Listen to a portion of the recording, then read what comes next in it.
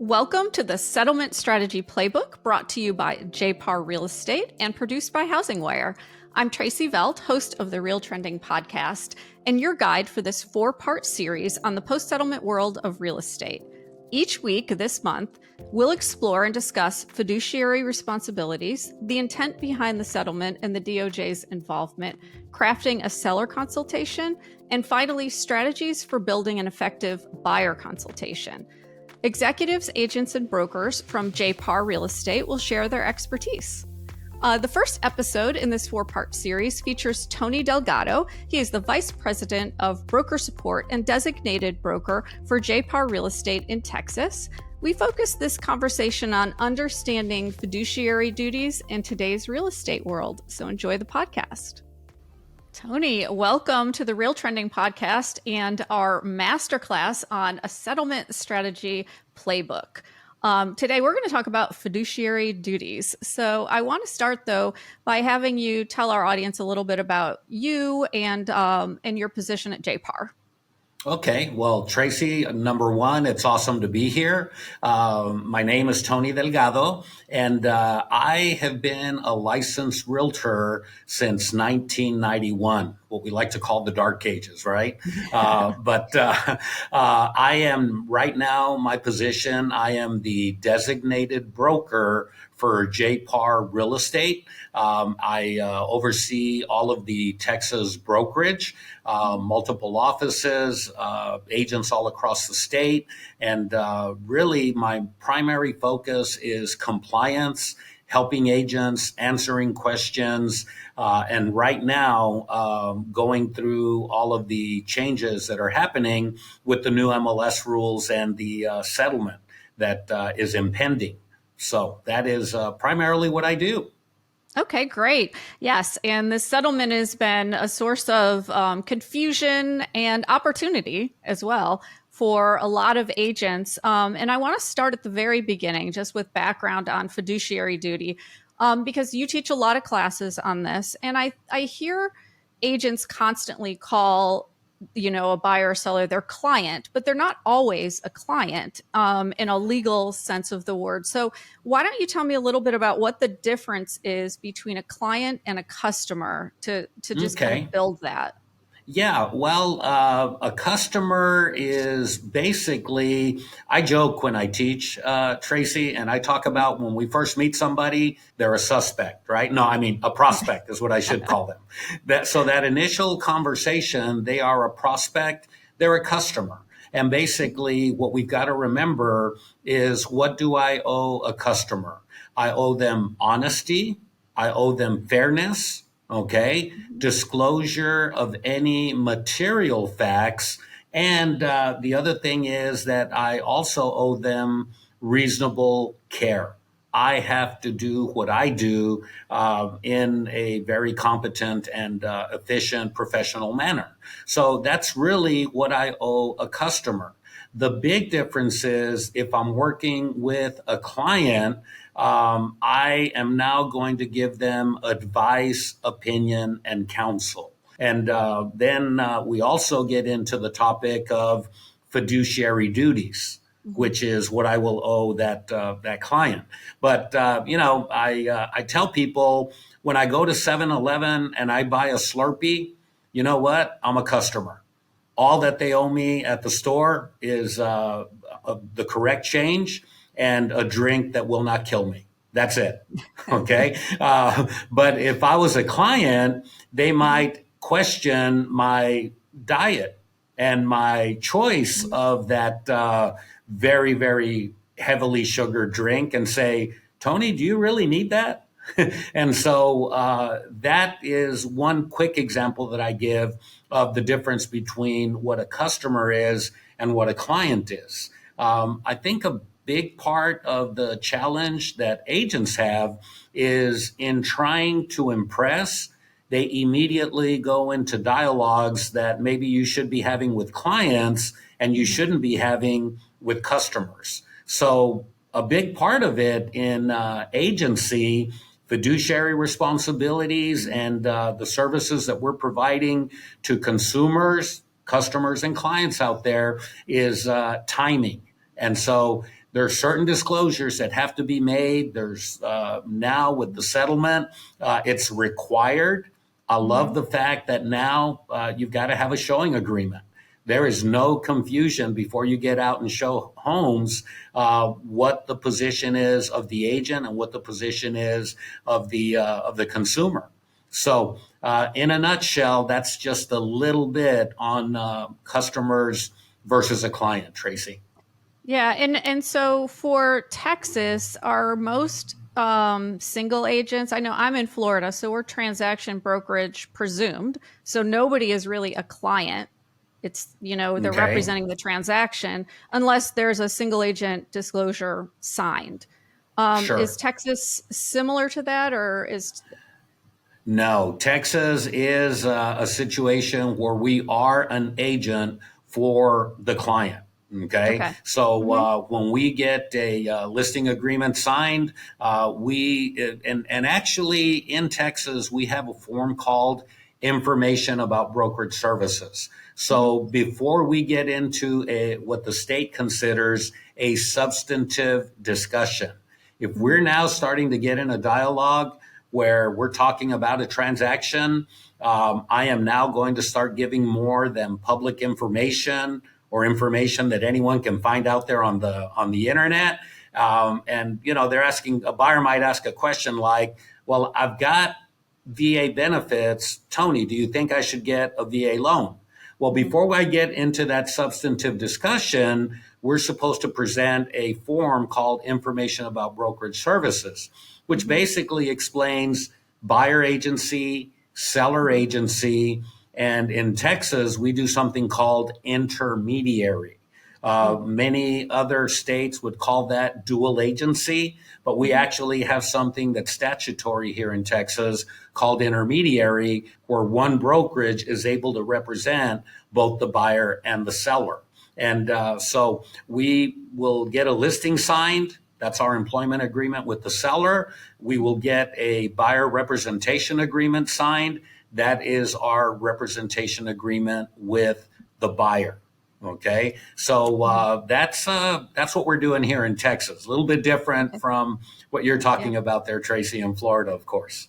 Yeah, I think it just highlights the importance for all agents to understand, because this is a national podcast. So just for all Right. agents to really understand what their state requires, and what the representation looks like. So yeah, Exactly. Exactly. yeah, Yeah. When in Rome, you've got to do as the Romans do. Right. absolutely. So with the settlement, what changes from a fiduciary standpoint are we looking at? Why is it so important for agents now to really understand this subject? I think what's forcing us to really understand fiduciary is the requirement for a signed buyer agreement before we go show homes. Okay. And so that to me is probably going to be one of the biggest factors. Is the fact that you're going to get a lead, you're going to have someone call you. It may be a referral, and they're going to go want to look at homes. And now we're going to have a dialogue and get them to sign a form before we go out there and show. And I've seen some misinformation out there. Some agents are taking the settlement agreement and saying, "Oh, you have to have a signed buyer representation agreement." But Mm-hmm. that's not what the settlement says. The settlement says you simply need a signed buyer agreement. So that is something that now we're going to have to talk about. Hey, I need to get you to sign something before I can go show you homes. And so that is going to lead into a discussion about agency, Mm-hmm. fiduciary. I've been in the industry, Tracy, since 1991. And Mm-hmm. basically, the way we treat clients has not changed. When I took my real estate classes in 1990, 1991, we learned that the fiduciary responsibilities were old car, obedience, loyalty, disclosure, confidentiality, accounting, and reasonable care. And teaching real estate classes today, I'm still teaching the exact same concepts. Now, the other thing I think that agents have forgotten, and because we're always so worried about what we owe to a client, but we also have to remember that in agency class, whenever you took that, getting your license, listening to this podcast, we also learned that a client has responsibilities to us. And so the acronym that I've always used and I've always learned and teach now is CRIP. So what does a client owe me as an agent? They owe me compensation. They owe me reimbursement, indemnify me. They're going to give me good information. They're not going to give me bad information. And if we get into legal issues, it's going to be on them. That's indemnification. And obviously the P will stand for performance. They're going to perform. We're going to perform as well.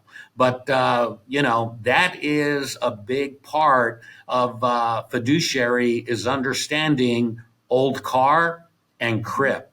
And again, many agents, we've forgotten about CRIP because I've got agents right now that are saying, oh my gosh, we're going to have this scenario where the buyer can't pay me my compensation. The seller can't pay compensation. What do we do? Well, they still owe you compensation. It's part of agency. So that is a situation that will have to get worked out. Yeah, that's really interesting because I hadn't even thought of that, to be honest with you. So what are some other common maybe mistakes or misconceptions do you hear out there? Or do you find that agents have concerning, fiduciary responsibilities? I really believe that most agents do understand fiduciary and agency responsibilities, which is a relationship based on trust, where I've got an issue putting my broker brain on, okay, and compliance brain on is the filling out of the proper forms at the proper time. For instance, in Texas, someone walks into your open house, you're immediately supposed to say, hi, Tony Delgado, JPAR Real Estate, we represent the seller. Or hi, Tony Delgado, JPAR Real Estate, listing agent, listing broker, okay? Disclosure of representation must be made at that very first contact. Now, we show them the home, we start building some rapport, we start chit-chatting a little bit, and they now maybe start inquiring about the agency and fiduciary role, where you start talking to them and saying, hey, do you have an agent yet? Has anyone talked to you about real estate? And so we now start going down that path where we've met a customer, we'd like to talk to them about becoming a client. So now the next step should be everybody should have a buyer representation presentation. And that has been something, Tracey, that I think that we as brokers, as educators, as leaders in the real estate industry, we've ignored for way too long. I think if you were to take a poll of agents out there and you asked everybody if they had a listing presentation, you'd be at 100%. But if you took a poll and said, hey, how many of y'all have a presentation that you do for buyers? I'd be willing to bet that probably less than half of the agents have done that. And and that's, if you don't have that presentation and you haven't been able to show your value and you haven't shown them the problems that you solve throughout the transaction, then you haven't created value with them. And why would they sign a representation agreement with you if you haven't shown them specifically how you're going to advocate for them and get them from today to the keys in their hands at a closing table one day? And all of the steps that it takes to get there. NAR, right now, I love the piece. It's got, 111 things that a buyer's agent does. And so we've got to let people understand that real estate, finding a house is easy. Getting to closing, that's where you need the expertise and that you need my help as that buyer's agent. So The deal is get that buyer representation agreement signed when you start acting like a fiduciary. And unfortunately, I think what's happened in our industry is we haven't sat down with our buyers and presented to them what we do, what our value is, where our expertise is needed. And so we don't get a buyer rep agreement signed. And yet we start acting like their agent. We start giving them advice and counsel. We're giving them market analysis on properties. We're telling them this is a good deal. This is not a good deal. Oh, you're looking for an investment property? Man, let me show you this area where the rentals are really good. Let's do a CMA on the rentals. And so you get into all of that and you're their agent, but you haven't done the proper paperwork. And we are now, because of the microscope on the industry, we've got to make sure that I think our timing on paperwork is done properly.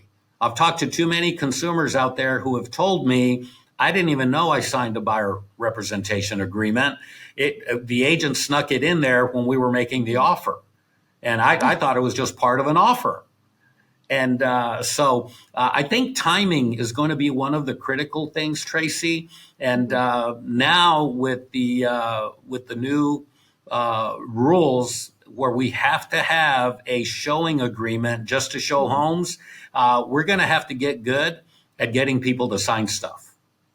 Because that's when that's when we get paid. When people sign stuff, we're on our way to getting paid. Yeah, I think that has been kind of the biggest hurdle in my conversations with agents is how do I just get, somebody calls me to see a property. How do I shove papers in their face and say, well, I can't show this to you until you sign all this stuff. Exactly. And so what is your recommendation? Is it like a phased thing where you get them to sign the showing agreement first? You take them and then you speak to them at the house or you speak to them after the showing, something like that? Yeah, well, if we take a look, what's got to be in the buyer agreement? Number one, we really have to have defined what market area am I showing, okay? And that's probably going to be 1, 2, 3, or 4 houses initially. I'm thinking you get an internet lead, they call you, you call them back off the internet, and they say, hey, I'm really interested in your listing at 123 Anywhere Street. Well, being a good agent, we're going to chit chat a little bit. And one of the questions we'll ask them is, what other properties might you have on your list right now? I bet you've got 5 or 6 houses on a list right now. And I'm the first agent that answered the phone.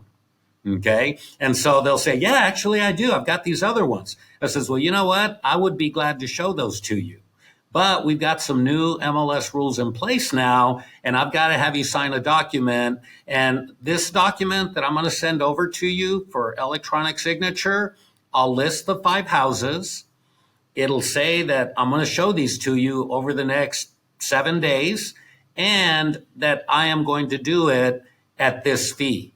Now, my philosophy, Tracey, and this is what I've been teaching for 30 years, everybody gets one free ride. There's probably agents out there that are a lot better than I am. And just by the smooth sound of their silky voice, they can get people to sign stuff.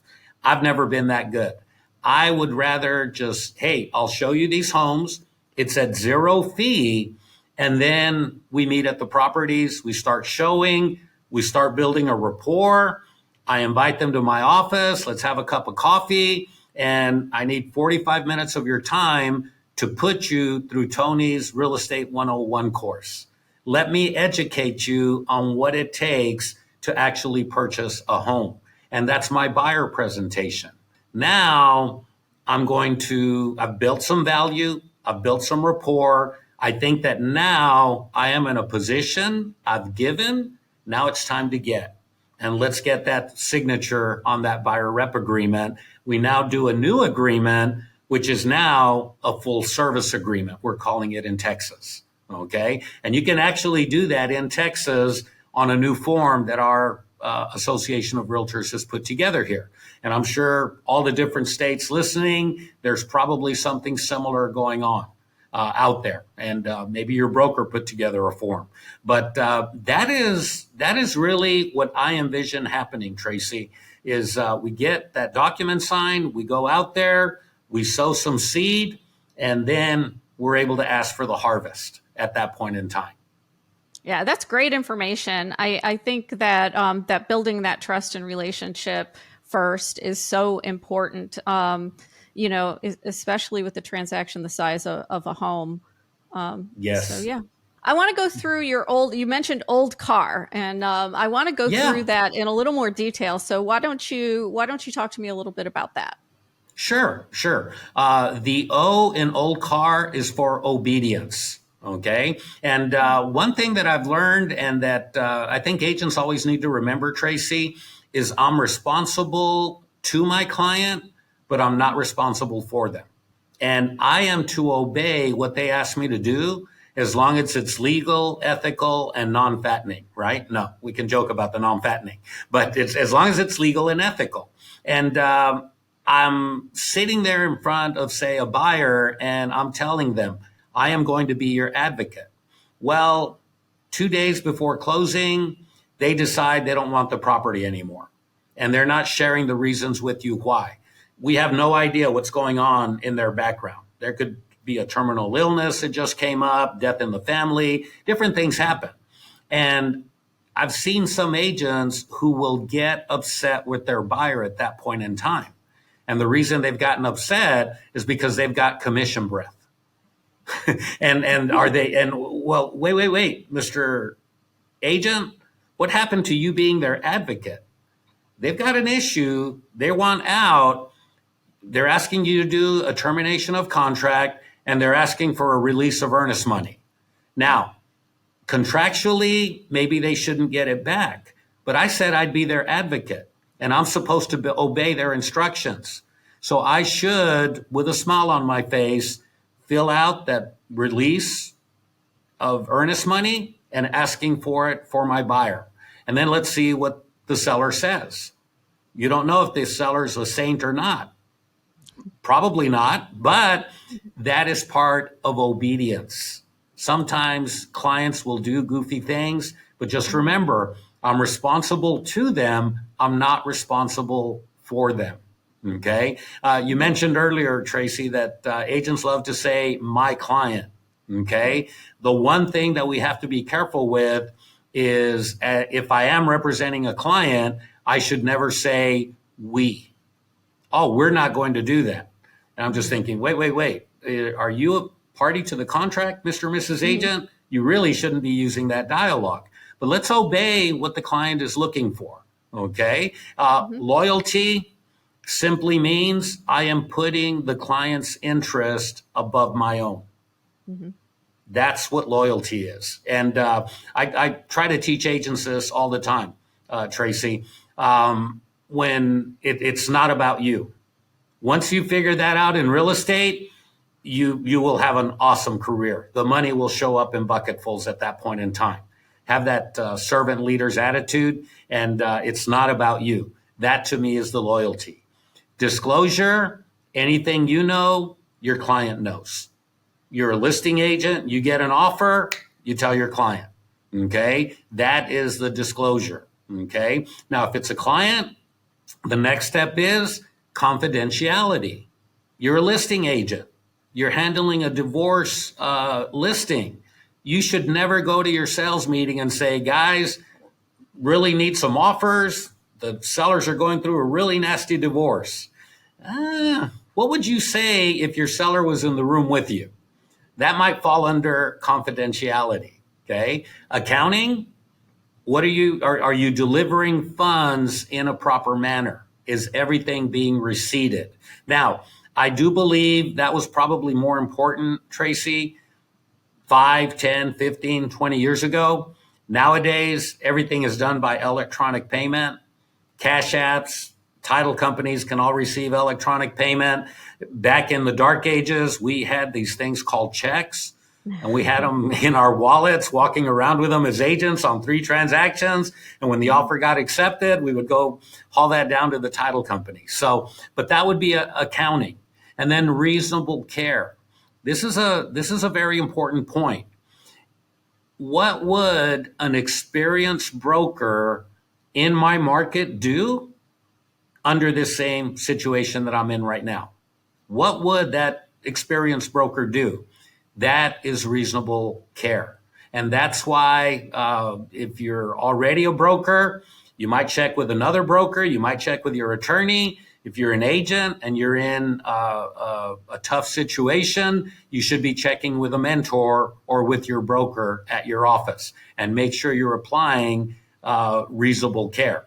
I'll never forget one of the very first listing appointments I went on, Tracey, and this was back 1991. I'd just gotten my license and I get a call on a listing. First thing I did, I look up the property on the tax records. I notice it's 1,500 square feet. I run my market analysis on properties right about 1,500 square feet, built about the same year. I go out to the property. Okay, I only did the one visit, not the 2-visit listing appointment. So I go out to the property, come to find out it's a tri-level and it's actually about 2,500 square feet. Now, reasonable care says I should be able to pick up on that 1,000 square foot difference. Now, if it was only 100 or 150 square foot off, you know what? We can hire 3 different appraisers and they'll get different measurements. That's what I'm talking about with the reasonable care. Okay. So that would be my explanation of old car fiduciary responsibilities, that relationship based on trust. That was great. Super clear too. Thank you. And my last question is just what, any last words, what do what's one thing that agents should be focused on when serving buyers and sellers today? Number one, be competent in your field of real estate. Okay. If you're a residential practitioner, stick to residential, learn it very, very well. Okay. So the field of real estate is critical. The other thing is make sure you're very competent in your geographic area. And the other thing that I would tell everybody right now that I believe is very, very critical for us is practice your buyer presentation, your listing presentation. Make sure you're talking about agency, fiduciary, and compensation. To me, the definition of agency is everybody knows who I'm working for and everybody knows how I am being compensated. Okay. And just a couple of Tonyisms, Tracey. Number one, you have not because you ask not. Okay. Don't be afraid to ask. And BACs are changing out there. Some agents are not receiving compensation through their listing commission. They're not offering it to another agent. That means a buyer's agent's going to need, and a buyer are going to need to do what? Ask for concessions and their compensation. And here's the other point. I'm a firm believer that sometimes agents talk too much. Oh man, I got to find out all these details before I put together the offer. Well, make a courtesy call, find out some details, but when in doubt, write it up. When in doubt, write it up. And the other thing I've always said, the answers are in the contract. We all want to make great careers in this real estate industry. Learn the tools of your trade, marketing, presentations, and your contracts. Know them inside out. And now what is also in the contract is your compensation.